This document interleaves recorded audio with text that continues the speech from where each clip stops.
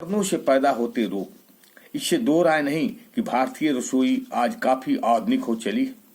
रसोई का स्वरूप कभी पश्चिमी देशों में था, वही चलन आज भारतीय रसोई में भी है।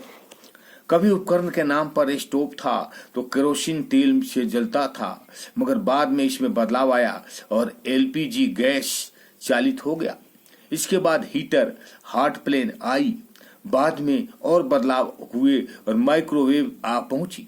इसी के साथ जो ओटीजी डब्ल्यू भी आई, जो इलेक्ट्रिकल कुकर भी।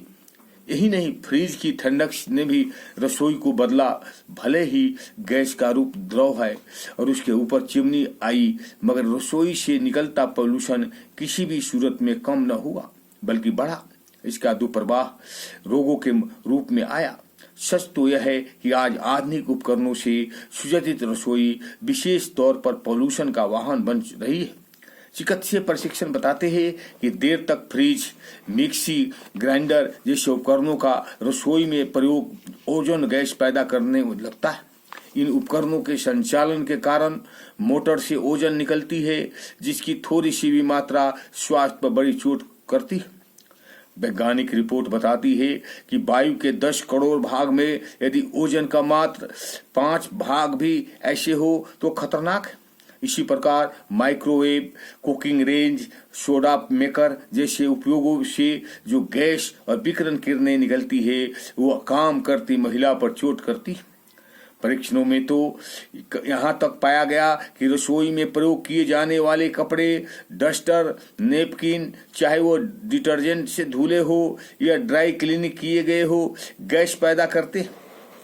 इन कपड़ों से ड्राई क्लीनिंग के सॉलिड यानी घोलक के रूप में प्रतुक ट्राइक्लोरीन इथिलीन की मात्रा निकलती है। यदि इसकी सीमा वायु में 100 ppm से ज्यादा बढ़ जाए तो स्वास्थ्य और खाद्य पदार्थों पर बुरा प्रभाव पड़ता। इतना ही नहीं, रसोई में बनाई जाने वाली सब्जियों में भी कीटनाशकों की खास मात्रा पाई जाती है, जो स्वास्थ्य के लिए हानिकारक है। रसोई में रखी कूड़े की टोकरी में जब खाद्य पदार्थ सड़ती है तो इससे जहरीली गैस निकलती है, मच्छर मकड़ी पनपते। यह ज्यादा पॉल्यूशन सिर्फ रसोई तक ही सीमित नहीं रह जाती बल्कि पूरे घर में फैलता। कुछ लोग तो कूड़े की इस बाल्टी को रसोई में ही रहने देते हैं और इंतजार करते हैं कि ठीक तरह से भर जाए तभी कूड़ा फेंका जाए। कूड़ा फेंक भी दिया जाता है, इसे धोकर साफ कर रखने का समय भला किसके पास है। इससे उसकी तली में लगा कूड़ा बराबर सड़ता रहता है और गैस छोड़कर पोल्यूशन बढ़ाता रहता। खुला हुआ कूड़ेदान में तो रसोई में पनपते कीड़े, विशेषकर कॉकरोच के लिए खुला निमंत्रण। कूड़े से निकलते हुए रसोई जीव रसोई में रखे अन्य खाद्य पदार्थों पर भी आप पहुंचते हैं, जो अपने साथ कीटाणुओं को भी पहुंचा देते हैं, जो संपूर्ण खाद्य प्रदूषित और रोगाणुओं से लैस कर खाने वाले के लिए खतरा बना देता। ऐसे में दुर्लभ से बचने के लिए एयर प्यूरिफायर का प्रयोग किया जाता है। इसके लुभावने विज्ञापन इतना दूसरा पहलू कतई नहीं उजागर करते, यह कि एयर प्यूरिफायर अपने आप में एक कीटनाशक प्राडाइक्लोरोबेंजीन होता है, जो भाप बनकर न केवल रसोई में बल्कि पूरे घर में फैलता है।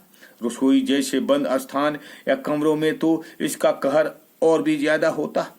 असल में इसके निकलने वाली सुगंध रसोई में फैली दुर्गंध को कुछ समय के लिए ढक भर देती है। जब तक यह गंध बाहर नहीं निकलती, स्वास्थ्य खराब करेगी। ओम शांति।